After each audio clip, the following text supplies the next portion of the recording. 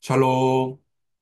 애통하는 자는 복이 있나니 그들이 위로를 받을 것이며, 아멘. 산상수훈 8복의 8가지 복 중에서 오늘 4가지 복을 증가하면서 우리의 삶에 도전과 소망을 갖기를 원합니다.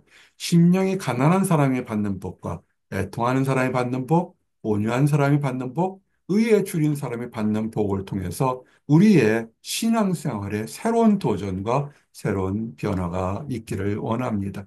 심령이 가난한 사람이 받는 복은 지난주에 좀 더 집중적으로 설교를 했습니다. 지난주 설교를 참고하시고 오늘 다시 한번 말씀을 증거합니다. 심령이 가난한 자는 복이 있나니 그랬습니다. 이 가난이라는 것은 절대 빈곤, 프토코스라는 원어로가 쓰여 있습니다. 헬라어 프토코스를 써서 이 상태는 그저 적당히 통장에 돈이 없거나 적당히 가난한 것이 아니라 다시는 일어나기 힘든 과정이나 상태처럼 완전히 파산한 그런 상태를 심령이 가난할 때 가난에 해당된 겁니다. 즉 아무것도 내세울 것이 없는 것입니다. 이 심령의 가난한 것은 뭐냐면 마음의 가난을 얘기하는 것입니다. 육신의 가난을 얘기하는 것이 아닙니다. 경제적인 가난을 이야기하는 것이 아닙니다. 경제적인 가난만을 생각하는 일반적인 생각을 하게 되면 이 마음의 가난을 이해할 수가 없습니다. 하나님 안에서 삶의 목적을 돌아보고 내가 무엇을 위해 살아가는지를 끊임없이 성찰한 사람은 스스로 자신의 부족함을 깨닫고 자신의 한계성을 깨닫게 됩니다. 그러면서도 내가 부족하지만 새롭게 살려고 이 심령에 무언가 새로운 삶의 소망을 채우려는 노력을 하는 것입니다. 세상 것으로는 채울 수가 없는 것을 경험하고 깨달은 사람들입니다. 내 자녀가 남보다 뛰어나고, 내 남편이, 내 아내가, 내 가정이 남보다 뛰어나고, 돈이 더 많고, 물질이 더 많고, 건강이 더 많고, 또 나는 유명하니까 행복하다. 이런 것으로, 그래서 나는 나의 삶이 윤택하다. 이런 것으로 주장하는 사람은 심령의 가난이 무엇인지 모르는 것입니다. 삶의 목적, 하나님께서 우리를 이 땅에 보내신 목적에 대해서 깨닫고 성찰하고 그것을 가지지 못한 사람에 대해서 그것을 가지려고 노력하는 사람이 복이 있는데 천국이 저희 것이라는 것입니다. 이 천국은 하나님의 나라를 얘기합니다. 세상에서 주는 복이 아니라 물질이나 명예나 권력이 아니라 하나님의 주시는 은혜가 가득한 땅, 하나님의 주권이 있는 땅, 하나님과 함께하는 곳이 그것이 천국이라는 것입니다. 이런 사람들은 세상의 공허함을 깨닫게 됩니다. 세상 것은 덧없습니다. 좀 전에도 말씀드렸지만 보스턴에 강진이 일어날지는 알지를 못했습니다. 출장을 마치고 돌아가는 공항을 바로 앞에 공항을 고 그 앞에서 끔찍한 사고를 당할 그런 누가 알았겠습니까? 세상 것으로는 우리를 만족시킬 수 있는 것이 아무도 없습니다. 이런 것을 깨닫는 사람은 지금까지 지내온 것 주의 크신 은혜라는 걸 깨달으며 하나님의 은혜를 더욱더 소망하게 됩니다. 그러면서 먹고 마시고 자는 것이 인생의 전부를 생각하는 그런 어린아이 같은 믿음이 아니라 나를 하나님의 자녀로 부른 것의 이유를 깨닫고 먼저 하나님의 나라와 의를 구하는 사람, 그 사람이 복이 있다. 이렇게 증가하고 있는 것입니다. 두 번째, 애통하는 자는 복이 있나니 저희가 위로를 받을 것이며 그랬습니다. 애통, 얼마만큼의 애통을 해야 될까? 그저 내가 손가락이 좀 다쳤거나 옆집에 누가 보다 내가 그 사람이 힘든 일을 겪어서 애통하는 것인가라고 생각하는데 원뜻의 본문에 적혀 있던 그 말씀의 펜데오라는 원뜻은 가장 극심한 슬픔을 얘기합니다.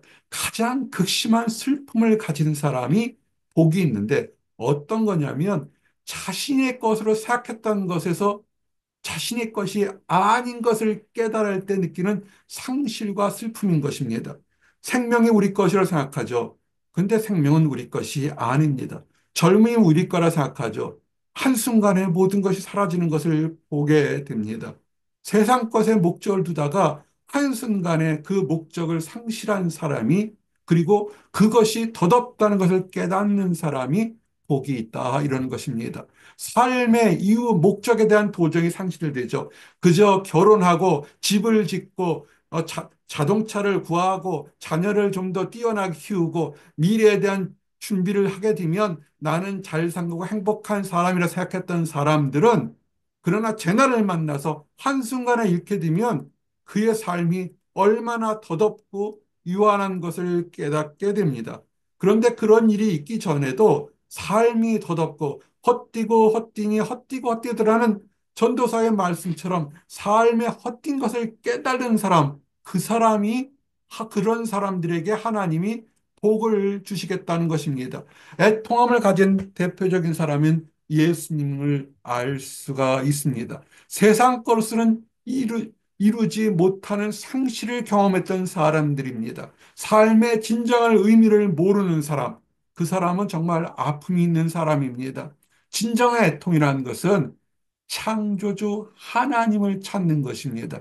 애통하는 자는 복이 있나니 그래서 내가 지금 마음이 다치고 슬퍼서 그럼 나는 복을 받겠구나.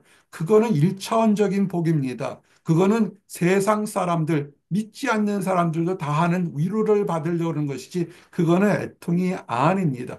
하나님을 찾는 것을 강조하는 것이 애통인 것입니다. 사람을 창조하신 이유, 나와 여러분을 그 수많은 사람들 중에서 하나님의 자녀로 부르신 것을 깨닫고 그것을 이루지 못했을 때 하나님 주여 어찌하오리까 하는 부르짖음이 그것이 애통이라는 것입니다. 애통하는 자는 복이 있나니겠습니다.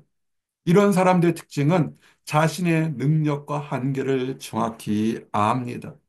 사람이 마음으로 많은 계획을 할지라도 그 발걸음을 인도하시는 것은 여호와 하나님 것을 깨닫는 사람, 자신의 능력과 한계에 무지한 것을 깨닫는 사람인 것입니다. 내 노력이나 선행이나 봉사로 하나님과 단절된 교제를 회복할 수 없는 것이죠. 그것을 깨닫는 것이죠. 죄와 허물의 중요성을 깨닫는 것입니다. 죄를 졌지만 나는 하나님의 자녀고 교회되니까 나는 하나님께서 사랑하실 거야. 누가 성경 어디에 죄를 졌는데 그렇게 쉽게 용서받는다고 그랬습니까? 다윗이 죄를 지었을 때 금식하며 침상이 젖도록 하나님 용서해 달라고 그래도 하나님 용서 안 하시고 그 범죄한 아이의 자녀를 데려가신 후에야 용서를 하셨습니다. 죄를 졌는데 남에게 해를 끼쳤는데 그렇게 쉽게 용서를 받을 수 있겠습니까? 죄의 심각성을 알고 내 뜻대로는 아무것도 할 수 없어서 나는 어찌할꼬 통탄하고 탄식하는 사람, 그 사람이 복이 있는 것입니다. 회개한 사람이죠. 처절하게 회개하는 사람이죠. 내 삶이 더덥고 더덥구나. 세상을 향해 달려갔던 내 모습이 정말 더덥구나. 교회를 다닌다고 했는데 전도를 10년이 지나도 한 명도 못했구나. 먹고 살기 바빠서 나는 아무것도 못했구나. 애통해 본 적이 있으십니까? 애통하셔야 돼요. 애통을 모르는 사람들이 현대에 너무 많다는 것입니다. 왜 그럴까요? 세상 것으로 만족함을 이루고 살기 때문에 그렇습니다. 친구가 좋고, 술이 좋고, 음식이 좋고, 돈이 좋고, 명예가 좋고, 권력이 좋아서 내가 애통할 필요가 없습니다. 내 스스로 모든 것을 할 수 있다고 생각합니다. 또 하나는 정말 안타까운 것에 교회를 10년, 20년 다닌다고 그러는데 하나님의 존재의 절대적인 필요성을 느끼지 못하는 것입니다. 그저 내 집, 내 가정, 내 필요를 위해서 복을 주시는 무당 정도로 교회를 생각하고 하나님을 생각하는 정도로 무지한 사람들이 있습니다. 애통이 뭔지를 모르는 거예요. 애통을 모르기 때문에 내 삶의 목적, 수많은 사람들 중에서 하나님께서 특별히 복음을 전해서 하나님의 자녀로 만든 것을 알지 못하죠. 왜? 복음을 전해 본 적이 없기 때문에 그렇습니다. 가족 복음 한번 전해 보십시오. 가족의 집안 식구의 내가 사랑하는 사람에게 복음을 전할 때 10년, 20년 돼도 교회 가지 않습니다. 그런데 너무 쉽게 하나님을 믿게 돼가지고 애통이 뭔지를 몰라요. 그런 사람들은 애통을 모르기 때문에 자기도 모르게 다른 것에 취하게 됩니다. 재물이나 명예나 권력에 취하고 애통의 의미를 알지 못하니까 그 사람은 하나님의 위로가 그 삶에 없는 것입니다. 그 삶에서 평안이 없죠. 위로가 뭔지 아십니까? 위로는 단어가 많이 있겠지만 오늘 본문에 썼던 건 칼레오 그래가지고 가까이 푸르다. 우리가 위로하니까 등을 토닥토닥 치고 그래 네 눈물 닦아주고 네 원수를 내가 갚아주고 네 것 빚진 것 대신 갚아줄게 라고 생각하는 위로가 아니라 애통하는 자는 복이 있느니 하나님의 위로를 받는 것은 하나님께로 가까이 부른다는 것입니다. 시공을 초월해서 하나님이 가까이 부르셔서 창세 때 아담과 하와를 만날 때 하나님 뭐라 하셨습니까? 보시기에 좋았더라. 아담과 하와가 벌거벗었지만 전혀 부끄러워하지 않고 마치 하나님과 친구처럼 얘기하고 지냈습니다. 다시 그렇게 아담과 하와처럼 창조 때의 목적으로 부르겠다는 것입니다. 누구든지 올 수 있도록 부르겠다는 것입니다. 그런데 심령의 애통이 오게 되면 우리는 하나님을 멀리하고 예수님을 나도 멀리하고 있다는 것을 아셔야 됩니다. 예수님께서 왜 이 땅에 오셨습니까? 복음을 듣고 깨닫기를 원하신 것입니다. 예수님께서 먹고 마시는 놀라운 기적을 했습니다. 오병이어의 기여로 5천 명으로 떡 7개로 4천 명을 아이들 빼고 여자들 빼고 1만 명 이상 먹였겠죠. 그런데 매번 그렇게 먹이지 않으셨습니다. 예수님께서 먹고 마시는 것보다 중요한 것은 예수님이 이 땅에 오셔서 하셨단 말을 회개하라 천국이 가까웠느니라. 그래서 하나님 나라의 위로를 받기를 원했던 것입니다. 하나님께로 돌아가기를 원하는 것입니다. 덧없는 것에서 우리 삶 굉장히 덧없습니다. 한순간에 모든 것을 버리는데 내가 이만큼 했어요. 무엇을 했다고 자랑하겠습니까? 돈을 쌓아놓은 거 죽을 때 하나도 못 가져갑니다. 명예예요. 뒤돌아서면 잊어먹는 게 명예인 것입니다. 권력이요, 그건 더 하룻밤 바람처럼 사라집니다. 영혼을 사모하는 것에 대한 그 하나의 작은 믿음도 없다면 우리는 정말 애통하지 못했던 불행한 사람, 불쌍한 사람인 것입니다. 예수님은 애통을 해서 하나님께 돌아가기를 원하는 것입니다. 세 번째 팔복 중에 온유한 자는 복이 있나니 저희가 땅을 기업으로 받을 것이며 아멘. 이것을 문자적으로 해석하는 것과 원문의 뜻에서는 약간의 아니 상당한 차이가 있습니다. 온유라는 건 우리는 짐작할 수 있습니다. 화를 잘 안 내고 성품이 부드러운 사람이라 생각하는데 여기서 온유한 자는 하게 되면 프라워스 그래서 흥분을 진정시키는 진정제를 쓸 때 그 단어를 씁니다. 진정시키라는 것입니다. 불이나 억울함을 보고서 그것이 옳다. 더러운 것도 옳고 맞는 것도 옳고 굿, 이블, 그렇죠. 선도 악이고 악도 선이라고 이렇게 술에 술 탄 듯 물에 물 탄 듯 그것이 아니라 틀린 것은 틀린 거죠. 예스는 예스고 노는 노입니다. 압니다. 틀린 것 압니다. 불의한 것을 당하는 것 알고 있습니다. 억울함을 당하는 것 알고 있습니다. 그런데 놀랍게도 용서하고 용납하는 마음을 가진 사람이 복이 있다는 것입니다. 불의를 당하는데도요. 틀린 것을 알고 있는데도 동조하지는 않습니다. 틀리기 때문에, 불이기 때문에 이것은 상식으로는 이해할 수 없습니다. 훈련으로도 이해되지 않습니다. 이것을 이해할 수 있는 유일한 방법은 십자가의 뜻과 예수님의 희생을 이해하고 순종하고 체험하게 되면 온유한 자가 될 수 있습니다. 예수님께서 어떻게 온유하셨습니까? 십자가에서 불의를 당하셨습니다. 사복음서를 읽어보십시오. 예수님께서 이 땅에 오셔서 한 점이라도 불의를 행한 적이 있습니까? 병든 자 고치고 귀신 들린 자 쫓겨내고 눈먼 자 보게 하고 저른방에 일으켜 세우고 수없이 많은 사람들에게 영육간의 떡과 생명의 양식과 천국에 대한 말씀, 오른뺨을 떼면 왼뺨을 내리면서 참고 인내했던 예수님을 바라보시기 바랍니다. 그런데 결론은 뭐였습니까? 처형당했습니다. 대제사장과 서기관들과 다른 많은 사람 그거 봐라 별 볼 일 없는 거 아니냐라고 십자가에 처형을 당하셨습니다. 예수님께서 그들이 옳아서 처형을 당했을까요? 아닙니다. 그들은 틀렸습니다. 그들은 악하고 마태복음 22장 말씀처럼 저주를 받을지어다라고 하는 그 한 장이 다 저주받을 바리새인들과 사두개인과 서기관들에 대한 얘기를 하고 있습니다. 그러면서도 눈에는 눈, 이에는 이하지 않고 묵묵히 도살장에 끌려가는 어린 양처럼 침묵하면서 온유하게 아버지의 뜻을 이루소서라고 순종한 것을 보게 됩니다. 왜 그랬을까요? 여기서 눈물이 납니다. 나와 여러분 많은 사람들의 죄를 대신 갚아주시기 위해서 순종했던 모습입니다.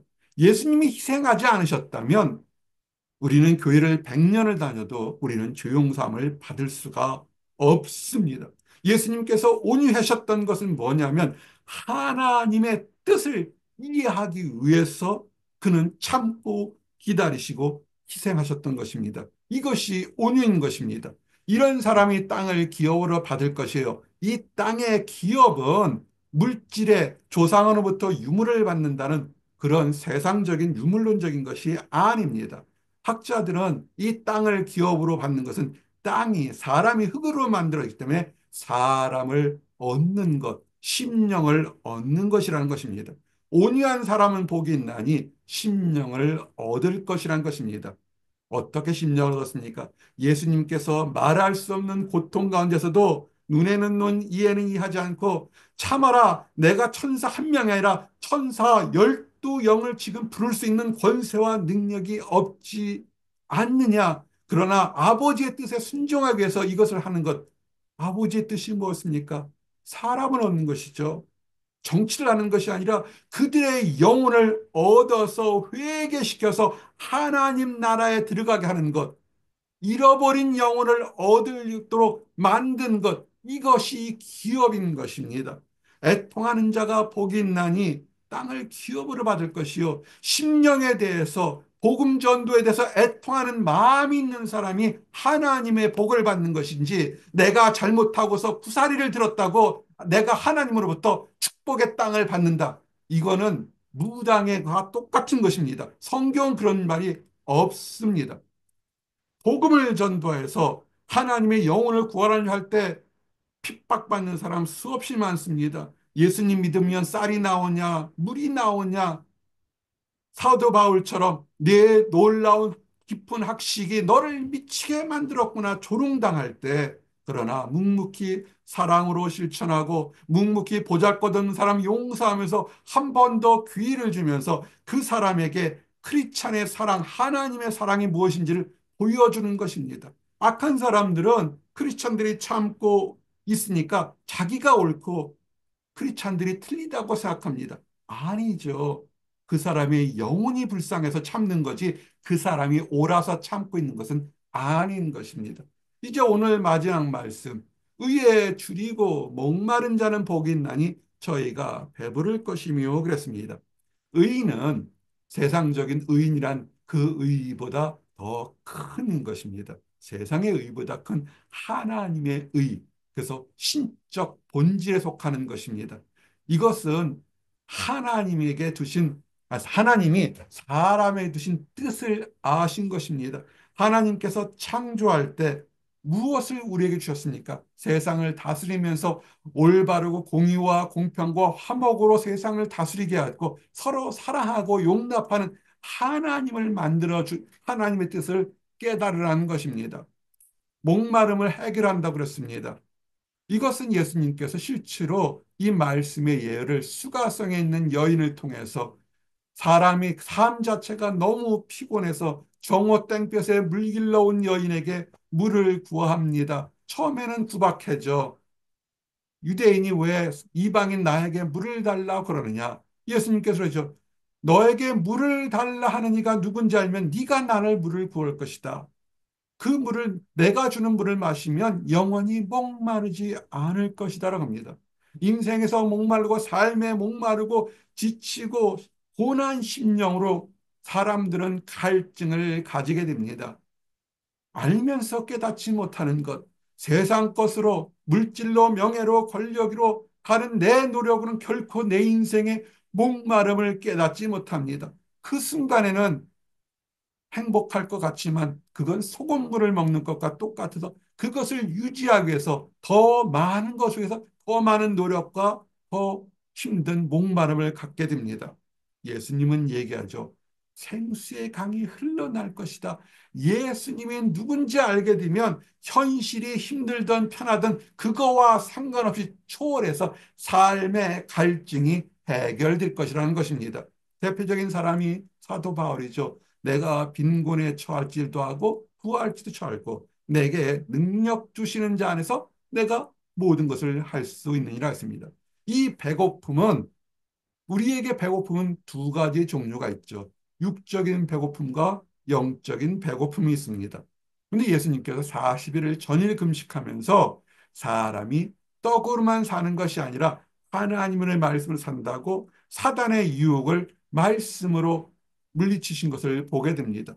이것은 우리에게도 적용이 됩니다. 지금 삶에 우리에게 갈증이 있고 고민이 있고 어려운 것은 세상의 떡으로만 해결하려다 보지 않습니까? 영적인 갈증이 있어서 그런 것입니다. 말씀을 읽으십시오. 다시 한번 말씀드리지만 부활절 전까지라도 몸을 훈련시키시기 바랍니다. 작은 목자가 여러분을 위해서, 개인을 위해서, 나의 조국 대한민국을 위해서, 내가 살고 있는 미국 땅을 위해서 새벽 2시 반, 3시 반에 일어나서 새벽 7시, 8시까지 기도하고 묵상하는 이유가 뭐겠습니까? 나의 의로움을 드러내려고 그러는 것이 아니라 하나님의 말씀으로 이 혼탁한 세상의 갈증을 해결하고자 하는 간절한 간구인 것입니다. 육신의 풍요로는 해결되지 않습니다. 다시 한번 말씀드립니다. 세상적으로는 결코 이 갈증을 해결할 수 없습니다. 그러므로 말씀을 하나님의 뜻을 찾으시기 바랍니다. 이제 말씀을 정리합니다. 산상수원에는 8가지의 복이 있습니다. 한 복 한 복이 참 길고 깊은 뜻이 있지만 오늘 짧게 4가지 복에 대해서 증거를 했습니다. 심령이 가난한 사람, 하나님의 뜻을 참으십시오. 애통하는 사람, 나의 삶의 목적이 무엇인지, 영혼 구령을 위해서 우리가 얼마나 안타까워했는지 그 사람에게 복이 있다는 것입니다. 온유한 사람, 예수님의 온유를 배우셔야 합니다. 이것은 참으로 어렵습니다. 노력으로 훈련을 되는 것이 아니라 성령을 받아야 우리가 온유해집니다. 성령을 받지 않으면 우리는 예수님께서 십자가를 진 것을 깨닫지를 못합니다. 예수님의 십자가를 진 것을 깨닫는 것, 그 사명이 내가 예수님의 십자가를 진 것처럼 나도 내 삶에서 십자가를 지겠다는 그 사람이 온유한 사람인 것입니다. 말수가 적은 게 온유한 것이 아니라 내 삶이 예수님의 십자가로 함께 죽고 거듭났다는 그 삶을 실천한 사람이 온유한 사람인 것입니다. 의에 줄인 사람, 하나님의 뜻을 찾는 사람이 하나님의 축복을 받게 될 것입니다. 이 축복을 누리는 나와 여러분들이 되시기를 원합니다. 기도하시겠습니다. 애통하는 자는 복이 있나니 그들이 위로를 받을 것이며 아멘. 우리가 영혼 구령을 위해서 눈물을 흘리며 하나님께 간구할 수 있는 우리를 부르신 목적을 깨닫고 실천할 수 있도록 인도하여 주시옵소서.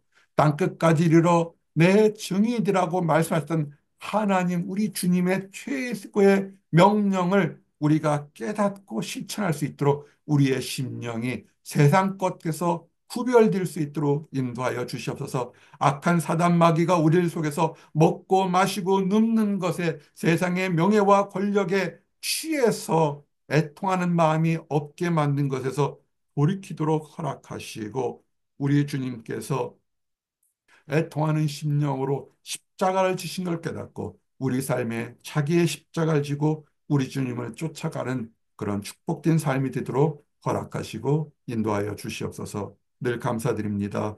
예수 그리스도 이름 받들어 기도드렸습니다. 아멘.